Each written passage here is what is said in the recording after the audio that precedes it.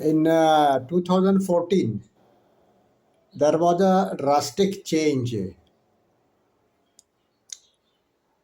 not only a change in the government, but in overall atmosphere. Lot of hope, lot of expectations, and of course, lot of misgivings by the misguided elements who were so much anti-Modi, anti-BJP, anti-right wing. After nearly 9 years have passed, if we look back and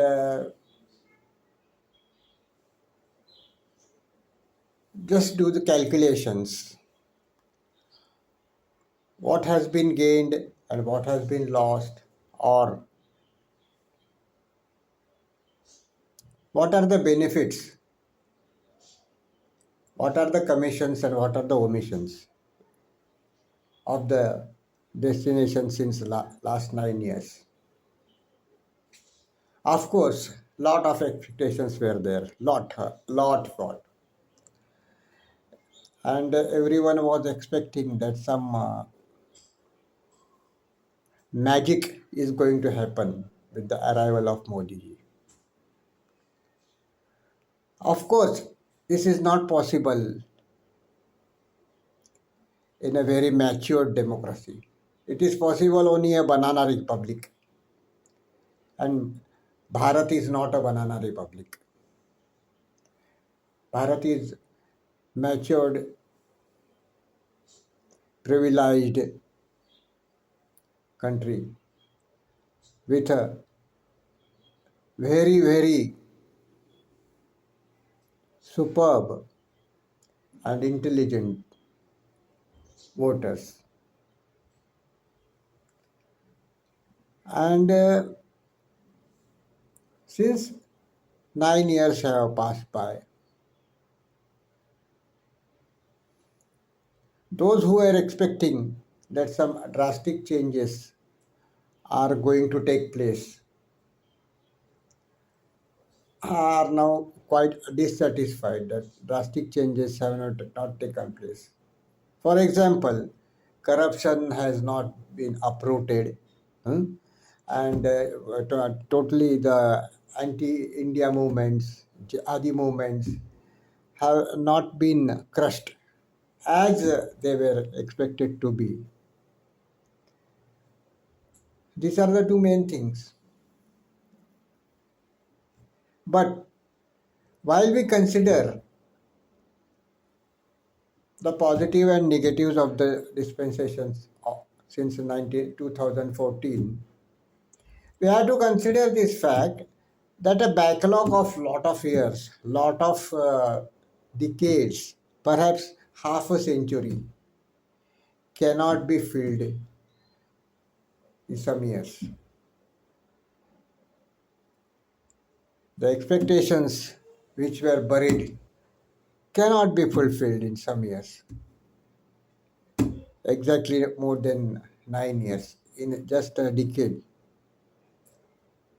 7 decades of collapse of the rule, 7 decades of corruption, 7 decades of this Gharaneshahi, Bhai Bhatijawad, and total destruction of the society cannot be corrected in a single decade. Of course, with the speed with we were expecting the government to work has not gained the momentum. It has done some homework in uprooting corruption because many of the corrupt parties, which were also the parivarik parties, the casteist parties, Their leaders have gone to jail.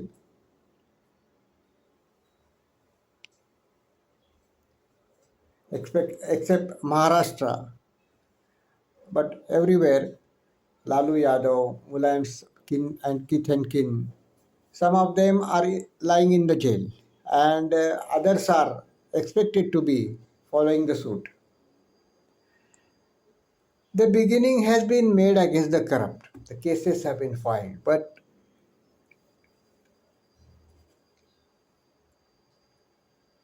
the homework has to be done to punish the actual culprits who have looted the country for the last 70 years. Not only Congress walas, the so-called secular brigade that communists, Samajwadi parties, Sharad Pawar party, Thakre party, everyone has looted and gathered their loot in their subsequent uh, powerhouses.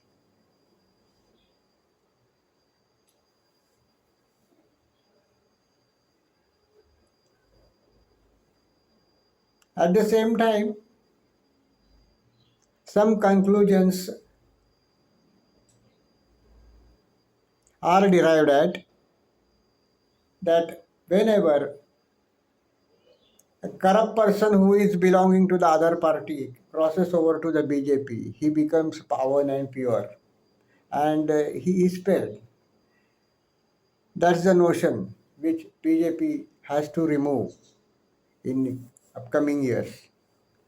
In Maharashtra, we notice that particularly from many people from Shiv Sena crossed over, and there were lesser number of cases against them, and all the movement which was started by the ED with momentum become less and less subdued in the recent future. So the movement against corruption should not be a tool only to punish the opposition and bring the opposition into BJP's fold, but really the corruption should be uprooted from the society and the lesson should be taught to the very corrupt and casteist and parivaric people that corruption at this level cannot be tolerated, and it is a zero tolerant policy against corruption and terrorism. But this has to garner momentum. And since it is not gaining the momentum, some subdued feeling is also taking laziness feeling taking place among the people and public.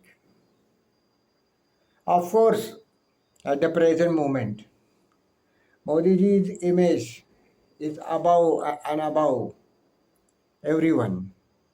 And he emerges as the tallest politician, a tallest leader, and the tallest Mahapurush, who has no one who can be a challenger, be a challenger to his position. That's the positive thing.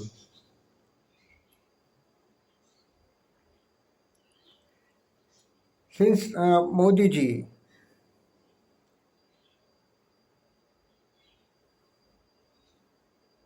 in his last 10 years is considered to be a tallest leader and a tallest politician due to his nitimatta, ethical behavior. All people know around the country that this man has not increased his wealth. This man's brothers, relatives have not amassed multi-billion rupees. His mother actually lived in the old house in around Ahmedabad, and there was no significant change in the structure of their house, which was just a muddy house built in 30, 40 years back. And middle class family structure was there, middle class family working was there, and nothing significantly changed in the behavior of all his four brothers, his sisters, and even his mother. Even his mother did not came into the prime minister's house single day to live with him.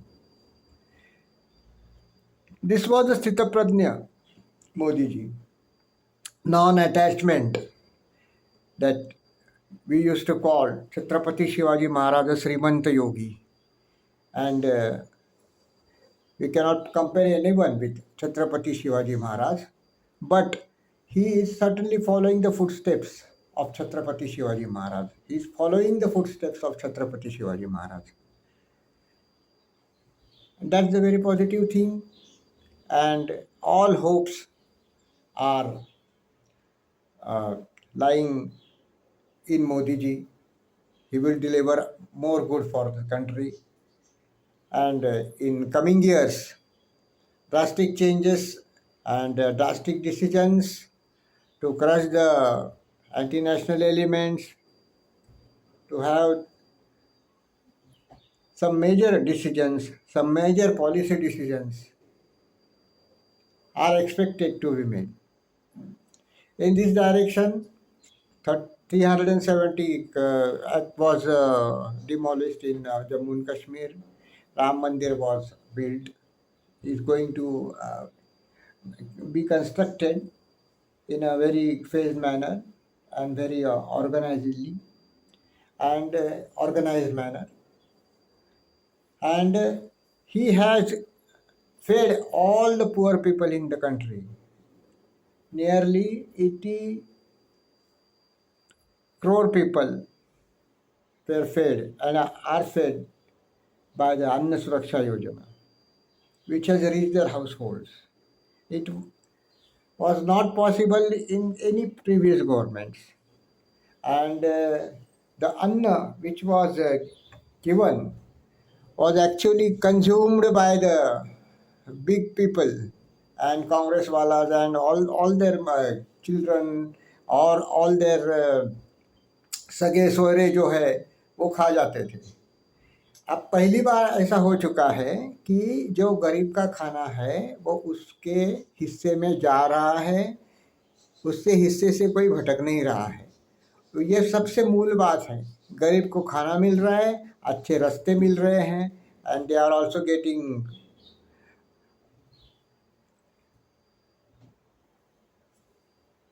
electricity connections were given, they were given gas cylinders and good houses and good streets. All these things have made to them to sit and think that their life is really now wonderful. He was perhaps the first prime minister who was very criticized and ridiculed for his first speech in 15th August. He asked for the Swachh Bharat mission. Crorepati politicians ridiculed him. That see how the PM is speaking for these toilets, but they did not face the fate of going to combined toilets. सार्वजनिक शौचालय में जाने का उनको कोई अनुभव नहीं था, उनकी कल्पना भी वो नहीं कर सकते थे. यह खुद अनुभव मोदी जी ने किया था जब उत्तरी वडनगर में रहते थे. तब वहाँ की क्या परिस्थिति थी, वहाँ की सब लोग उस समय की जो है उनको वर्णन में मिल गया है, मालूम हुआ है. तो ये उनका स्वानुभव था और इसलिए उनकी नीतिमत्ता जो है वो साफ है. उनकी नीतिमत्ता साफ होने के कारण लोग अभी भी उनको विश्वास करते हैं और ये बहुत बड़े काम करेंगे भविष्य में, ऐसा भी सोचते हैं. परंतु जो लोग उन पर पहले से ही श्रद्धा रखते थे, पहले से विश्वास रखते थे, उनको अधिक करने की अपेक्षा लगती है कि करेंगे.